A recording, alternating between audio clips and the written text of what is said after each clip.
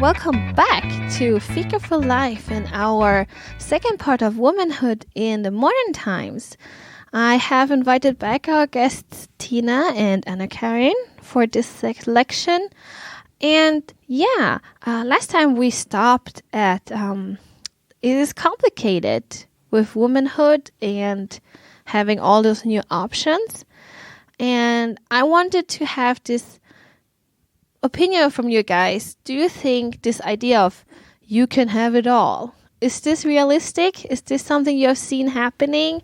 Is this something you guys wanna achieve? What I mean by you can have it all is having a happy family life, plus having a great career, plus having a great social life, taking care of self-care, all of these things. Who wants to go first? Tough one. I used to think I could have it all when I was How old were you then? In my early 20s and idealistic about what my 30s will be like, or what They'll be perfect.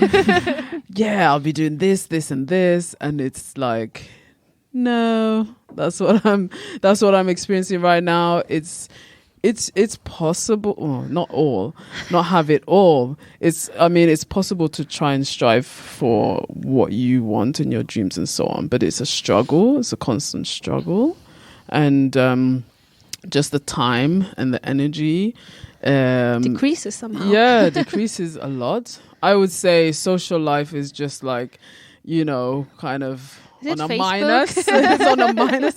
Yeah, especially since children. It's kind of like priorities change. You have to weigh particular things as much more important than other things. Self-care is important, but really for me, it's it's almost like social life is every once in a while. I have this thing, where I'm like, when the kids are grown, like my 50s will be my 20s, what my 20s were, but better, because I'll have probably a better job, and and then I can have all the time to myself. I'm going to travel again a lot and so on. So it's more like I'm looking forward to post children. Post children. And it's going to be, 50s will be better than the 20s. But for now, like, these are my priorities: children, family, obviously work, and just trying to keep up with everything. It's a constant trying to keep up and catch up. It's not even like there's time making left it over. Better. It's just making it.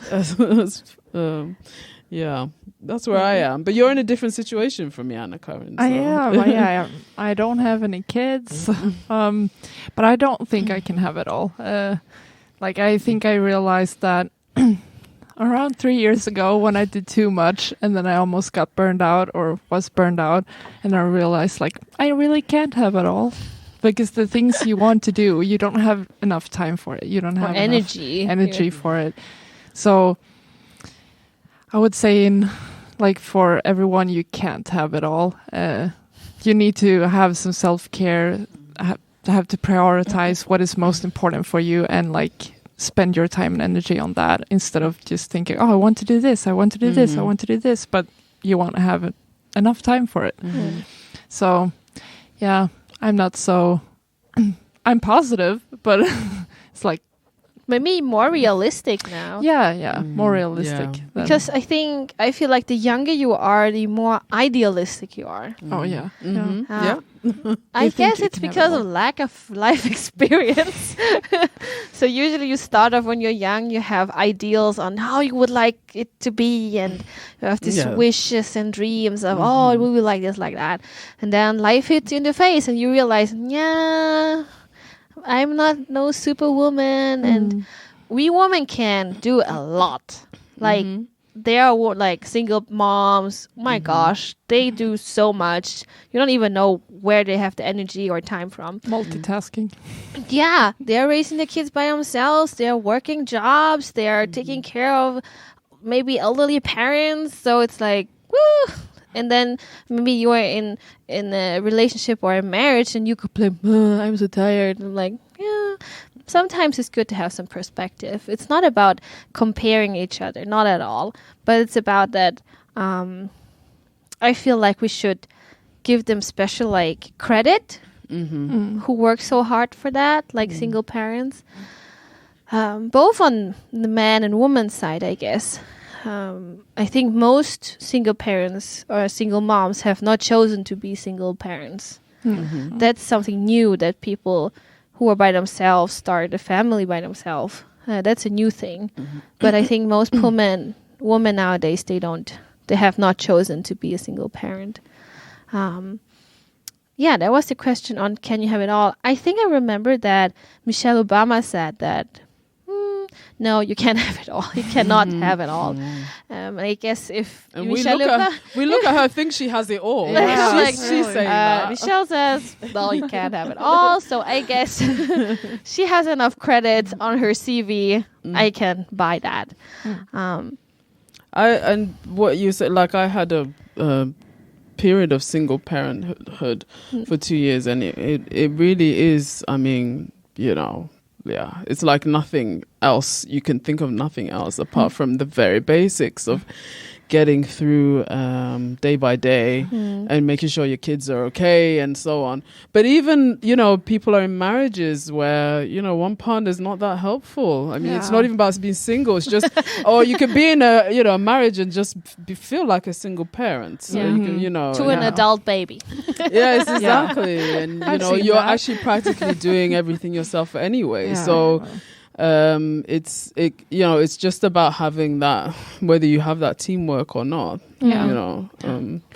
So yeah, it's a day. Yeah, it's difficult, but it's all about also not, because when I was thinking about all the things that I wasn't achieving, then I'm thinking all the things that I'm lacking. And the funny thing is, for instance, because I have to prioritize, childcare and home and so on and so on. And then my single friend was thinking about all the things that I had been achieving and all the things that she was lacking, which she wanted children, this is what she found meaningful, having children and bringing up a family, and she wasn't, having that. Yeah. And we kind of look at each other's lives and we're like, you're doing so much, you're doing it's so great and so on, and so we always have to just always be obviously grateful for what we are able to achieve, what we are doing, and not forget that we are achieving a lot. There's always, the grass always seems greener on the other side, but obviously. Yeah. So what about your guys' personal feelings about womanhood? Is there something that you guys feel that this is really something that every woman should be, should have, should gain, should achieve? It could be, for example, it could be, some would say independence. Some would say, I don't know, self-satisfaction. Some would say, I don't know, happiness. Something that you feel every woman deserves this. Could be respect. Could be, I don't know, equalities. What I think every woman deserves is that they should have like a self-awareness of what they can accomplish, like knowing who they are and what strengths they have, weaknesses, and what they actually can accomplish, and like to take care of themselves, or knowing if you're in a relationship or not, just knowing who you are and knowing what you can do in your life, like for you to feel good in a sense, like to be who you want to be. Or we have a self-worth. Self-worth, like whatever you do or you achieve or not achieve, what strengths or limits you have a worth in yourself. You don't have to prove that you are worth anything to anyone. And also like knowing the options that we talked about last week, that knowing that these are options, and that it's like you're not forced to do anything So in that, having this, you don't have to do everything. Yeah. Oh, anything. Yeah. Anything or everything. Yeah. So, and you can't have it all, like knowing what your limits are. And yeah, that's what I think.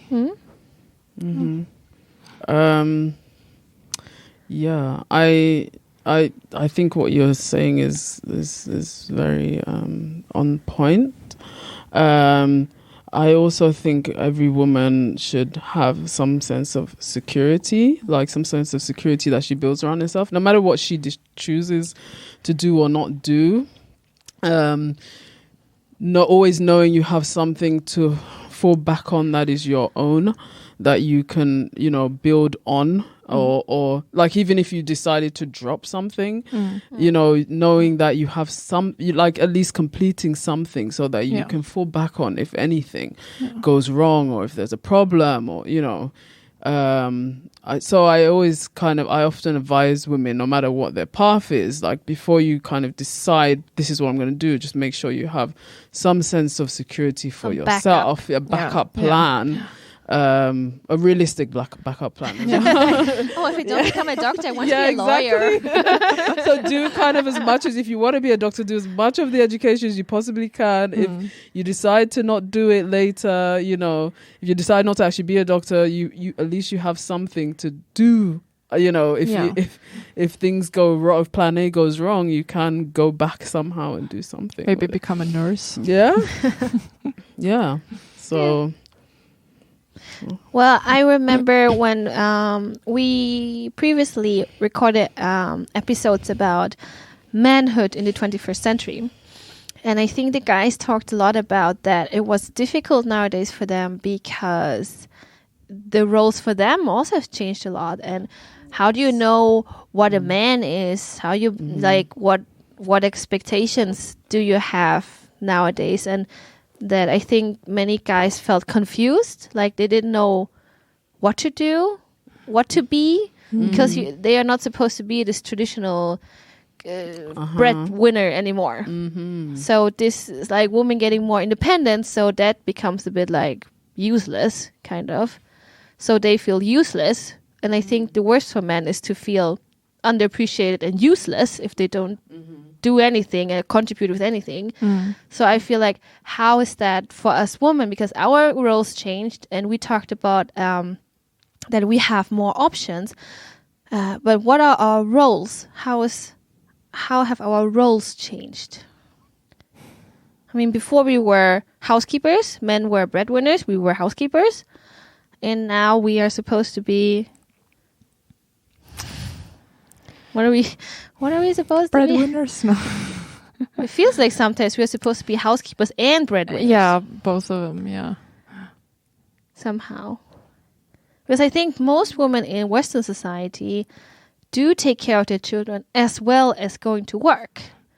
That's like the norm. Yeah. There are not many that only work, because most people still have kids. And there are very few that only are housekeepers and not work at all. So the question was, what are women supposed to be now? Yeah, what is our new role? What is our new role? Yeah, it is this everything kind of role. Yeah. Manager of the world. Yeah, everywhere and anytime. Yeah. I think that's where we are right now, and it's also, problematic for men to, it shouldn't be something defined against that role. So it's not like, because, I do more, then you kind of are not important. You can also still do more, or we can work. Like, I think it's something that each couple needs to try to work out for themselves, what is really, really important. So for instance, okay, if I take, my marriage, for a lot of West African men, to have your wife cook and be the main person who cooks is really important. And I think that's fine. I do that. I cook but he does a lot of other stuff as well, like in the house. So that is my main job is cook. Yeah. But he nearly always does the laundry. He does, we share the children's pickup. I take one child, he takes another. He, in the morning I cook the breakfast. He changes the children and, gets them ready for school. He drops the first one, I drop the other. So in some ways we do have some traditional roles in there, but we also do have some more modern kind of, sharing. Yeah. And that is really important to him. Yeah. And I have some things that are very important to me to get from him as well. Yeah. So we mix it to how it's not always perfect, but we mix it in in the ways that we think is, and it's not about what we think and want. It's also what the environment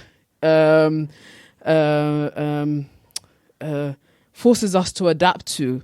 So when we're in Sierra Leone together, which we've lived together, we were doing quite different things because I had a lot more help. We have a lot more help with the children and house chores and everything. Yeah, there's just abundance of people ready to do things and help out. Or so our roles were different then. And here they change again because of where we are and that we don't have any family here at all. So and I think that one of the most important things is to be adaptable to the situation, not be so strict and rigid because it doesn't work everywhere or with everyone. And do what works for you. Say this is extremely important to me for you to do. And so on. Okay, you can do that, I can do this. Then other things, we can see how we work it out. Yeah, so it's about compromising and communication. Yeah. Absolutely, yeah. And to continue that, I know a couple here in Sweden who, like the woman, she works a lot and she works during the night. So when she gets home, she's so tired and there's been a lot of schedule changes and so she needs to work a lot more. And her husband, he helps her a lot now in the home because he knows she's tired, saying that like they are compromising on usually she loves to cook food, so she does the cooking mostly, but now when she's so tired and because of all these schedule changes, he cooks the food, he does the laundry, like he cleans the house and everything because he sees what she needs right now is rest. He knows how to love her. Yes. And I think that's good. Like as you said, in every couple, they need to work it out themselves, like to see what you should, like, what do you need right now and how can we compromise and do these. Yeah, since I'm pregnant, Junior's doing more of the cooking, which I would usually do. It's this is the period where it's just not possible. And like, is it better for you if I'm overstressed and then I start getting mental health problems and so on in the long run because you don't want to, help out of principle. Yeah. So you guys are saying that the woman's new role is more adaptable, just as the man's. It should role. be. Yeah, the man's role should be. So I mean, they should not feel like they are nobody or whatever. It's difficult to define what that is. I guess definitely for men as well. Yeah. But it's a lot of soul searching and practice and trial and error as well on their parts. So what do you guys feel were the advantages in womanhood, let's say 100 years ago, the advantages and the advantages nowadays?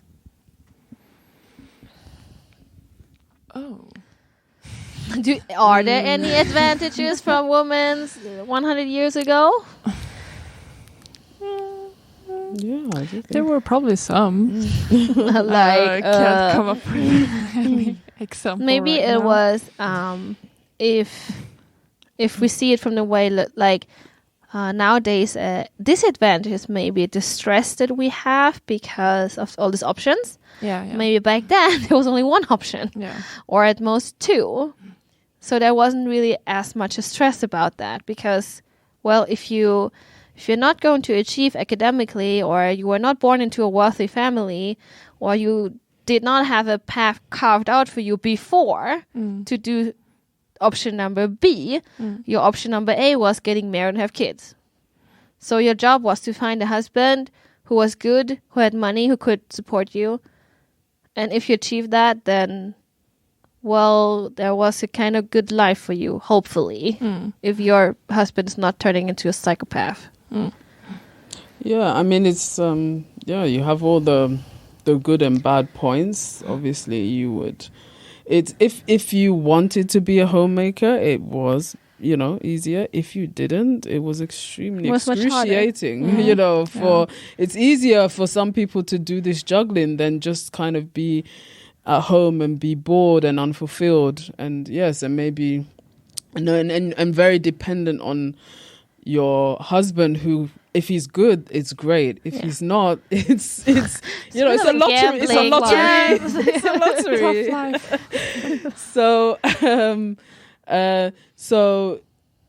It's there. So it's the advantages are there if that was the kind of life you wanted. But if not, then it's a life of pain and loss and suffering. Yes, in many ways. Yeah. But again, I think if we take the family as well, like if we think nuclear family versus extended family, it can be so different depending on what your life situation is like. Like the extended family can also be extremely dominating and difficult and pressurizing, but the extended family can also be supportive, reduce the stress between you and your husband and all that kind of stress on the children.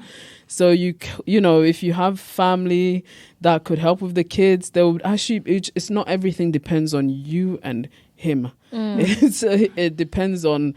It depends on grandma too and auntie and uncle as well. Yeah. We're all raising the children together. So I think in many ways it could actually help a marriage.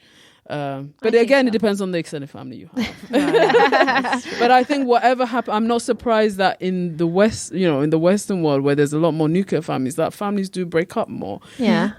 Because you're solving, or you alone are supposed to solve all your problems. Yeah. Everything's supposed to be full to the two of you. You can't tell anyone. No. Yeah. Because they will be shameful. Yeah. And you have to try to just be everything and do everything. You have to be best husband or best wife and best father, best mother, best, as well as the best, at work, coach. The best at work, the best. Everything is about you. And some women, when if all they need to do is concentrate on being the best mother and wife, and then they also have a lot of help. Because when I go to West Africa, that's how I feel. I just have to concentrate on a couple of things. Yeah. I don't have that kind of difficult extended family I actually have, his family's really great. I have family in Ghana as well. They're not, interfering in that way.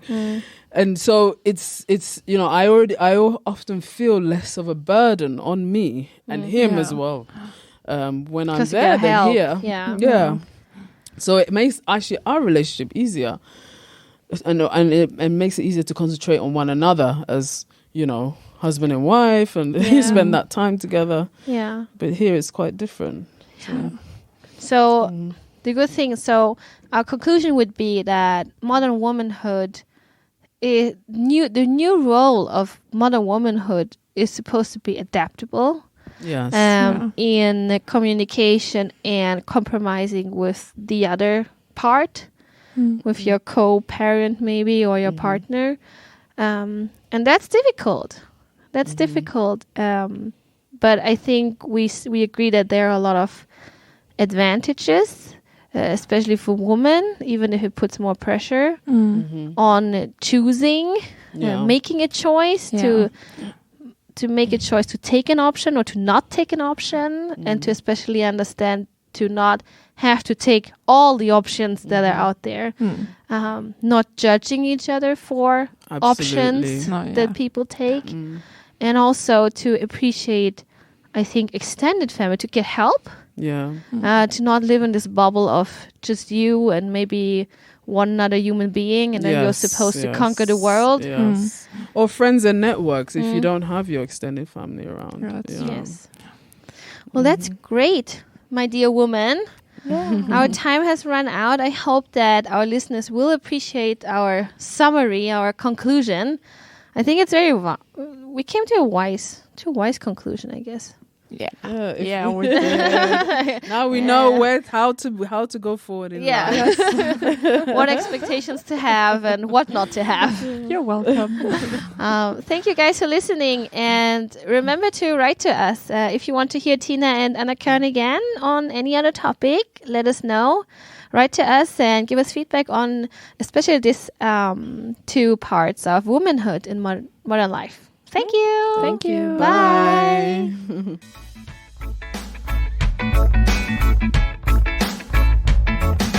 Thank you for listening. If you have any comments or ideas, please send us a message to fikaforlife@mail.com. Fika, F-I-K-A. This was the Fika for Life podcast with Linh Nguyen and Edward Thomas, and we hope to hear you again.